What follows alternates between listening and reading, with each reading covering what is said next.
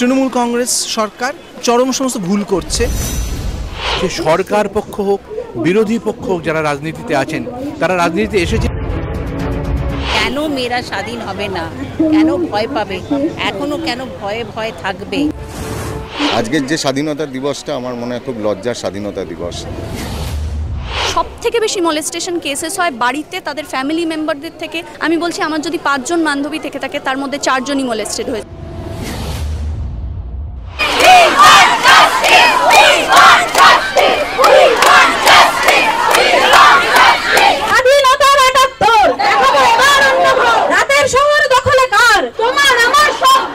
নারীদের রাত দখলের ডাক ৭৮তম স্বাধীনতা দিবসের প্রাক্কালে।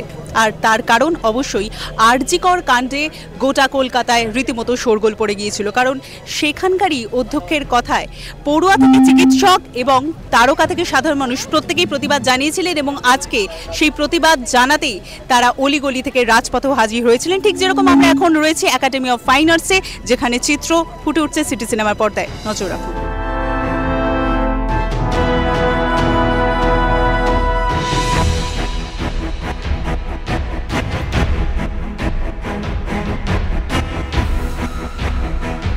আমার ৫৬ বছর বয়স, আমি কোনোদিনও স্বাধীনতা দিবসের এই ১২টার সময় এরকম দেখিনি রাস্তায়। কোথাও ৫০ জন, কোথাও ৫ জন, কোথাও ৫০০ লোক তারা স্বতঃস্ফূর্তভাবে হাঁটছে। তাদের পিছনে কোনো রাজনৈতিক কিচ্ছু নেই, যেটা আবেগে তারা হাঁটছে।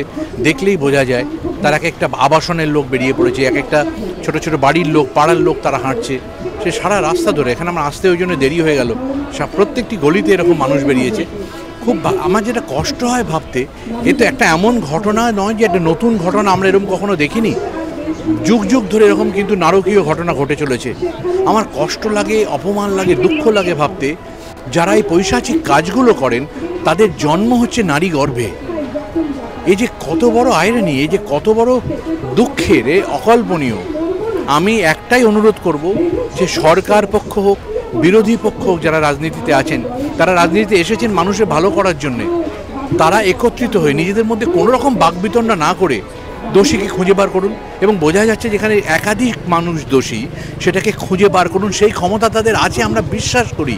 এটাকে প্রলম্বিত না করে রাজনৈতিক কোনো রকম তরজার মধ্যে না গিয়ে তারা জাস্টিস দিন, যাতে এই মানুষগুলোর একটা অন্তত ভরসা আসে এবং এমন দৃষ্টান্তমূলক শাস্তিও ভবিষ্যতে মানুষের হাত পা কাঁপবে এরকম কিছু ভাবলে পড়ে। এতদিন ধরে এগুলি বারবার করে চলতে পারে না। এটা একটা অসুখ, একে একদম উপড়ে না ফেললে হবে না। এটা আমাদের একমাত্র ভরসা। কিন্তু যারা আমাদের রাজনীতিতে থাকেন, সরকার এবং বিরোধী পক্ষ, তারা যদি একত্রিতভাবে লড়াই না করেন এ কোনোদিনও শেষ হবে না।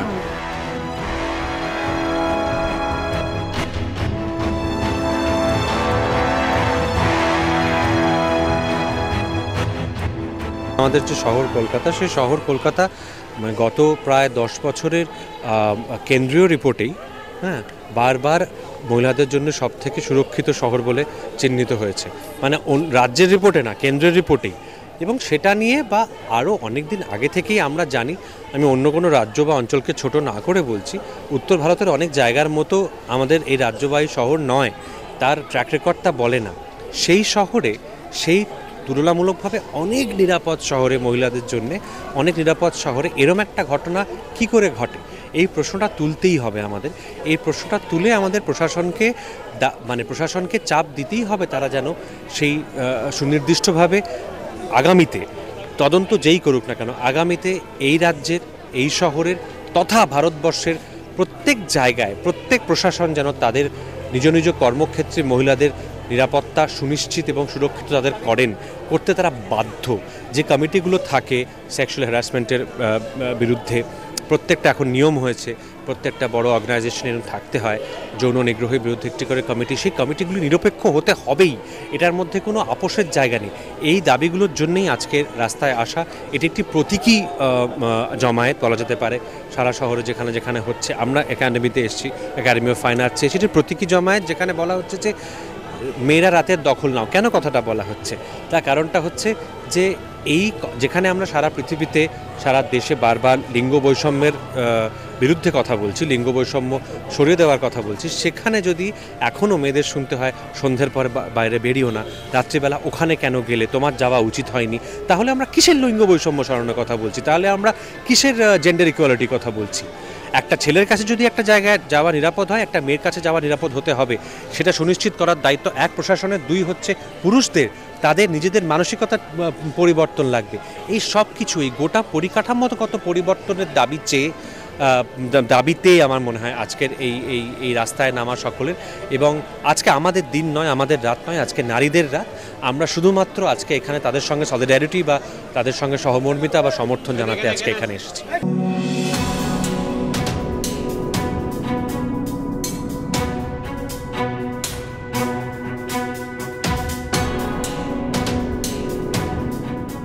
চাই যে ইনিশিয়েটিভটা এগিয়ে যাক, এখানে কেন থেমে থাকবে?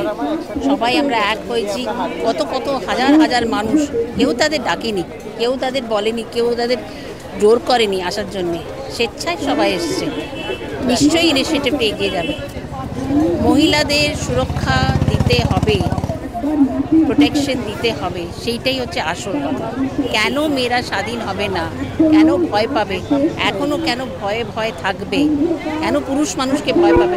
পুরুষরা তো ভয় পায় না, যেখানে ইচ্ছে নির্দ্বিধায় নির্বিঘ্নে চলে যায় বুক চিতিয়ে, কিন্তু মেয়েরা তো যেতে পারে না, ভয় পায়। অন্ধকারকে ভয় পাবে কেন? অন্ধকারটা যেরকম ওদের, সেটা আমাদের তো। কেন আমরা ভয় পাবো? এই প্রশ্নটার উত্তর জন্যই আমি এসেছি এখানে। মনটা ভারাক্রান্ত, মন খুব দুঃখ হয়েছে। বাচ্চা মেয়েকে এইভাবে ভাবা যায় না। কিন্তু আজকে যদি সবাই একত্রিত হয়ে যদি এই দাবিটা আমরা করতে পারি, মেয়েরা যদি এই দাবিটা করতে পারে এবং যদি সবাই মানে এবং সেই সম্মানটা দেয়, আমাদের মহিলাদের, নারীদের যদি সেই সম্মানটা দেয়, তাহলে অনেকটা হয়তো ওই মেয়েটাই জয়ী হলো শেষ পর্যন্ত।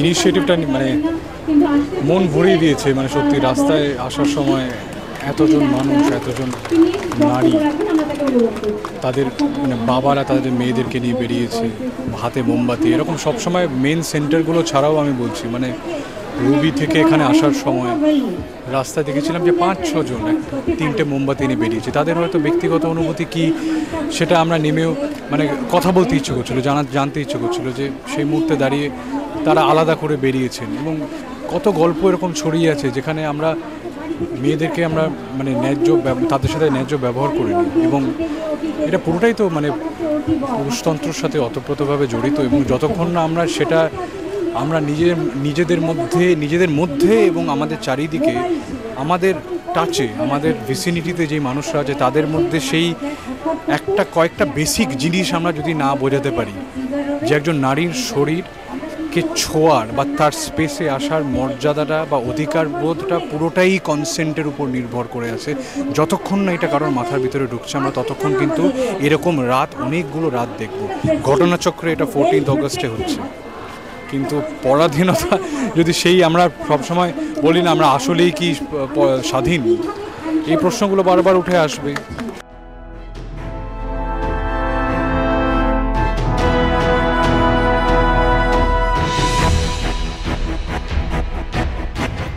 এই স্বাধীনতা বোধহয় আমরা চাইনি কেউ।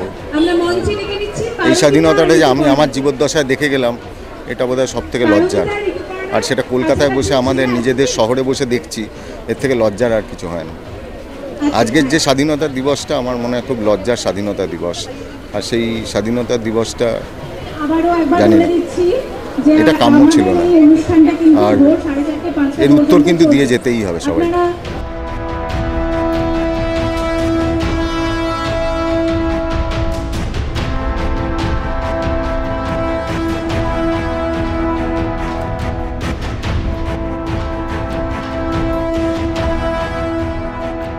আজ কোন জায়গায় মানুষের রাগ বা মানুষের ক্ষোভ বা হতাশা আমি প্রাইমারিলি বলবো, যে জায়গায় পৌঁছলে আজকে এত মানুষ রাস্তায় নামতে হয়, যেটার জন্য সরকার প্রশাসনকে ভোট দিয়ে আনা হয় যে তারা প্রশাসনিক দায়িত্ব পালন করবে, সেইটার দায়ে যদি ভোটারদেরকে নিতে হয়, শেষ অবধি সাধারণ মানুষকে নিতে হয়, তার থেকে দুর্ভাগ্যজনক আর কিছু নেই। এবং আজকে আমি মানে এখানে ব্যক্তিগতভাবে এসে আজকে আমাদেরকে মানে আমরা গ্রেটফুল যে আজকে যাদের ডাকে পথে নামা হয়েছে তারা আমাদেরকে আসতে অ্যালাউ করেছেন। কারণ এরকম বলে লাভ নেই, এটা তো অবশ্যই একটা রাজনৈতিক ফেলিয়ার, প্রশাসনিক ফেলিয়ার, এই গভর্নমেন্টের ফেলিয়ার তো বটেই, এবং তার সঙ্গে বৃহত্তরভাবে যদি দেখেন আজকে যে জনরোষ উঠছে সেটা আর.জি. কর নিয়ে তো বটেই, কিন্তু একটা গোটা ইনফ্রাস্ট্রাকচারাল ফেলিয়ার নিয়ে, যেটার জন্য আমাদের মতন মানে অধিকাংশ পুরুষই বুঝে না বুঝে রেসপন্সিবল। আমরা এটা কোনো বিনয় দেখিয়ে বলছি না, কারণ এই রেসপন্সিবিলিটি আমরা দিনের পর দিন এটাকে নর্মালাইজ করে গেছি। যে আমার বন্ধু বা আমার মহিলা বন্ধু রাত্রিরে বেরোলে, হ্যাঁ রে এত রাতে বেরোলি, কিছু পাবি তো, কেন বেরোচ্ছিস, কেন, এই প্রশ্নটা আমরা বোকার মতো বারবার করে গেছি। আজকের এই পরিস্থিতির জন্য আমরা তো দায়ী বটেই, এবং ইট মানে আলটিমেটলি দেখুন আমরা কেউ কিছু করতে পারলাম না, মহিলারাই কিন্তু তাদের নিজেদের রাইট রিক্লেম করে নিল। সেটার জন্য আমাদের যে লজ্জায় মাথা নিচু হয়ে যাওয়া উচিত এখানে। তো আমরা এখানে শুধুমাত্র পাশে দাঁড়াতে এসেছি, এবং এই মানে জঘন্য হত্যা এবং হত্যার পরবর্তী যে ঘটনাগুলো সেটাকে যেভাবে ঢাকা, সেটা আরও ভয়ানক, সেইটার জাস্টিসের জন্য আজকে এখানে আসা। এবং আমার এই একটাই মনে পড়ছে যে মানে বার্টল ব্রেস্টের গ্যালিলিও নাটকের একটা বিখ্যাত সংলাপ আছে, যে আন্দ্রেয়া বলে তার গ্যালিলিওকে যে দুর্ভাগা সেই দেশ যেখানে বীরেদের সর্বক্ষণ প্রয়োজন, বীরেদের এত প্রয়োজন, আর গ্যালিলিও বলে যে দুর্ভাগা সেই দেশ যেখানে বীরেদের সর্বক্ষণ প্রয়োজন। সুতরাং এইটাই আজকে আমরা দেখতে পাচ্ছি যে একটা টোটাল প্রশাসনিক ফেলিয়ার। এবং কিন্তু যেটা একমাত্র হোপফুল যে দেখুন শেষ অবধি কিন্তু কোনো নামি মুখ চেনা মুখ রাজনৈতিক দল নয়, সাধারণ মানুষ চাইলে কি হতে পারে সেটা চেহারা আজকে আমরা দেখতে পাচ্ছি। আমরা এত রোজগার করি, আমরা এত বাইরে থেকে আমরা রোজগার করে টাকা এনে সংসারে দিই, কেন আমাদের এরকম হতে হবে? এটা বন্ধ হোক, এটা বন্ধ হোক, এটা বন্ধ হোক। এটা তো খুবই দুর্ভাগ্যজনক যে আজকে রাস্তায় এতজনকে নামতে হচ্ছে। এটা তো হওয়ার কথা ছিল না, প্রয়োজনই হওয়ার কথা ছিল না। হঠাৎ করে আলাদা করে আমাদেরকে এটা কেন বলতে হবে যে আমরা রাত দখল করব? কারুর তো কিছু দখল করার কথা ছিল না। এই সমাজটা যেরকমভাবে মহিলাদের, সেরকমভাবে পুরুষদের, সেরকমভাবে প্রান্তিক মানুষের, সকলের সমাজ, সকলে এখানে নিরাপদভাবে থাকতে পারবে, এটাই তো সবাই আশা করেছিল, কিন্তু সেটা হচ্ছে না। এবং এটা এখনকার ঘটনা নয়, শুধুমাত্র আর.জি. করের ঘটনা না, দিনের পর দিন এরকম নানান রকমের ঘটনা ঘটে গেছে, যেটা শুধু কর্মক্ষেত্রে আমি বলবো না, বাড়ির ভেতরে মহিলারা সেফ ফিল করে না। সব থেকে বেশি মলেস্টেশন কেসেস হয় বাড়িতে, তাদের ফ্যামিলি মেম্বারদের থেকে, তাদের টিউশন টিচার্সদের থেকে, সিকিউরিটি গার্ডদের থেকে। আমি বলছি আমার যদি 5 জন বান্ধবী থেকে থাকে তার মধ্যে 4 জনই মলেস্টেড হয়েছে কোনো না কোনোভাবে, অ্যান্ড ইট ইজ নর্মালাইজড। আমরা এই নর্মালাইজ যাতে না করা হয় সেই জন্যই আজকে রাস্তায় আছি, যে আমরা যাতে আপাদমস্তকভাবে একটা সোসাইটালি একটা স্ট্রাকচারাল চেঞ্জ পেতে পারি, যেখান থেকে মহিলারা কিছুটা হলেও সুরক্ষিত ফিল করে। অ্যান্ড দিস ইজ স্যাড যে আমাদেরকে এটা নিয়ে বলতে হচ্ছে, এটাই হওয়ার কথা ছিল, কিন্তু উই হ্যাভ টু, যেহেতু আমাদের নেই সেহেতু আমাদের ছিনিয়ে নিতে হবে। আমাদেরকে বারবার করে বলতে হবে যে কিছু স্ট্রাকচারাল চেঞ্জ দরকার, মানসিকতার বদল দরকার, যার জন্য এডুকেশন সিস্টেমের মধ্যে তোমাকে ঢোকাতেই হবে ট্যাবু সাবজেক্ট যেগুলো আমরা বলি। আমার মনে আছে আমি যখন ক্লাস 8-এ পড়তাম আমার শুধু রিপ্রোডাকশন সিস্টেম চ্যাপ্টারটা বাদ ছিল, কিন্তু এটা হওয়ার তো কথা না। এটা সবার আগে পড়ানো উচিত যাতে ট্যাবুটা ভেঙে যায়। আমার মনে হয় অনেকগুলো জিনিস মিলিয়ে আজকে সব মহিলা পুরুষ নির্বিশেষে রাস্তায় নেমেছে। আর শুধু মহিলাদের সুরক্ষা কেন, মহিলাদের সুরক্ষা, প্রান্তিক মানুষের সুরক্ষা এবং ছেলেদেরও সুরক্ষা, কারণ যাদবপুরে যে র্যাগিংয়ের ঘটনাটি ঘটলো সেটা তো একটি ছেলের ওপরেই ঘটেছিল। কাজে কোনো রকমের যাতে সুরক্ষার কমতি না থাকে, যাতে সমাজটা একটা সুস্থ সমাজ হয়, এই জন্যই আমরা আজকে এখানে আছি।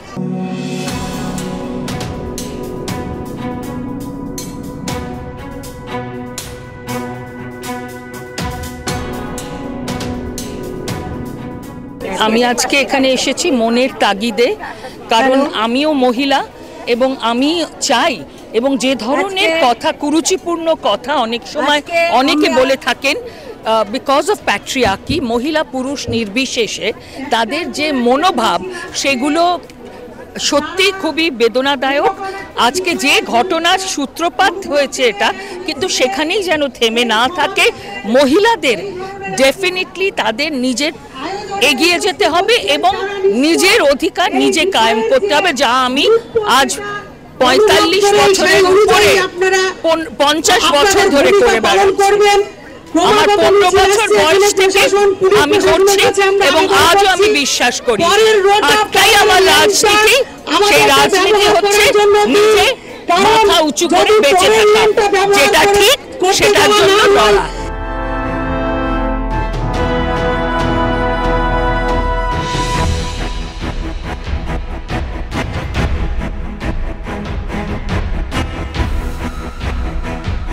এই মুহূর্তে আর.জি. করে ভাঙচুর হচ্ছে, এটা আমার কাছে এখন অনেক বেশি জরুরি। এই আন্দোলনটা আজকে রাত দখল করো, এটা একটা পর্যায়ে পৌঁছে গেছে এবং আমরা জানি, যেটা রেশমি বললো, এটা এক রাত্রির ব্যাপার নয়। কিন্তু এই মুহূর্তে আমার মনে হয় যে তৃণমূল কংগ্রেস সরকার চরম সমস্ত ভুল করছে, মানুষের জেদ, মানুষের রাগটাকে আরও বাড়িয়ে দিচ্ছে। আরজি করের যে ঘটনাটা প্রশাসনিকভাবে সামলানো যেত সেটা না করে তৃণমূল তাদের স্বরূপটা চেনাচ্ছে, তারা গুন্ডা পাঠাচ্ছে আন্দোলনকারীদের দমন করার জন্য। এবং এর ফলে আমি ভালো কি মন্দ হলো আমি জানি না, আমি বলবো এক অর্থে ভালো হলো, তার কারণ মানুষের জেদটা বাড়লো এবং মানুষের আন্দোলনটা আরও ব্যাপক চেহারা নেবে। এবং আমার তো মনে হয় যে এটার জবাবদিহি একদম সর্বোচ্চ নেতৃত্বকে করতে হবে, অর্থাৎ মমতা বন্দ্যোপাধ্যায়কে করতে হবে, যে কোন সাহসে বা কার প্ররোচনায় এই গুন্ডারা গেল এবং আন্দোলনকারীদের মারধর করলো, এবং পুলিশ এবং র্যাফ আমরা যা খবর পেলাম তারা কলের পুতুলের মতো দাঁড়িয়ে সেটাকে দেখলো এবং আবারও প্রমাণ লোপের চেষ্টা হলো। এবার আমি আরেকটা জিনিস বলবো যে এখন তো তদন্তভার কোর্ট মনিটর সিবিআই এর হাতে গেছে। সিবিআই কি করছিল, সেই জায়গাকে কেন প্রোটেক্ট করে রাখেনি, সেটাও তো একটা প্রশ্নের জায়গা। যে জায়গায় যেটা মানে এত সংবেদনশীল একটা জায়গা, যেখানে সব তথ্য প্রমাণ রয়েছে, যেখানে আন্দোলনকারীরা এইভাবে আন্দোলন করছে, সিবিআই এর হাতে তো এখন মামলা, তাহলে তারাই বা প্রোটেক্ট করেনি কেন? আমরা সব কিছুরই জবাব চাই। রাতের শহর দখলে কার? তোমার আমার সববার। রাতের শহর দখলে কার? তোমার আমার সববার। স্বাধীনতার ৭৮ দেখাবো এবার অন্য ভাব। আমার বক্তব্য তো বরাবর আমি ফেসবুকে দিয়ে এসেছি, বক্তব্যটা খুব ক্লিয়ার। এই নির্যাতিতার দোষীরা তাড়াতাড়ি সাজা পাক, চোখের সামনে আসুক, যে জিনিসগুলোকে আড়াল করার চেষ্টা হচ্ছে সেগুলো যাতে চোখের সামনে আসে, এটাই বলবো। স্বাধীনতার জন্যই আজকে আমরা রাস্তায়, কারণ যে সময় কলকাতা শহরকে আমরা ভাবতাম একটা সুস্থ স্বাভাবিক, হঠাৎ করে এরকম একটা ঘটনা আমাদেরকে টনক নড়ি দিয়েছে। আমাদের উইমেন সেফটি যে কতটা নড়বড়ে সেটা চোখ দিয়ে দেখিয়ে দিয়েছে।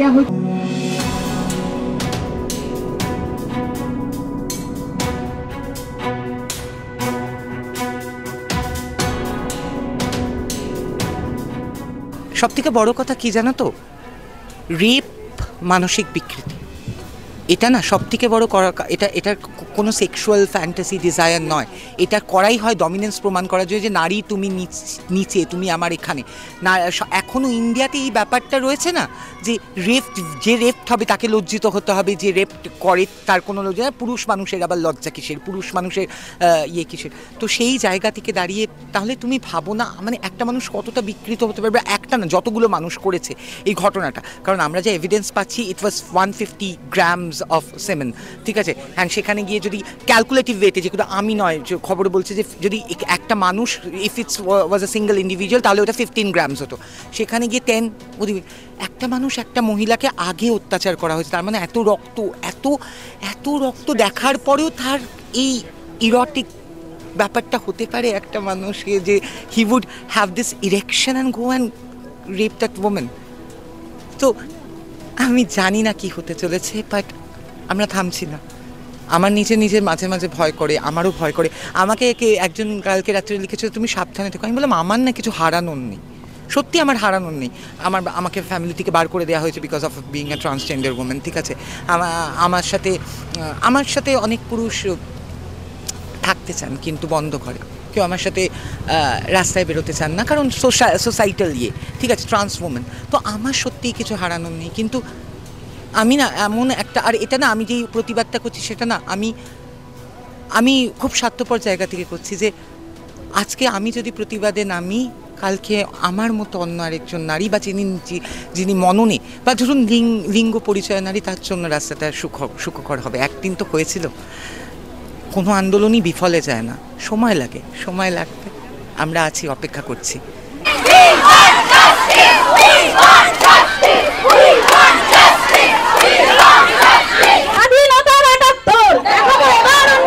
রাতের শহর দখলে কার? তোমার আমার সববার। রাতের শহর দখলে কার? তোমার আমার সববার। টলিউডের latest update, gossip and entertainment পেতে সাবস্ক্রাইব করুন শুধুমাত্র সিটি সিনেমা, আর ফলো করুন সিটি সিনেমার Instagram, Facebook, Twitter and ShareChat page.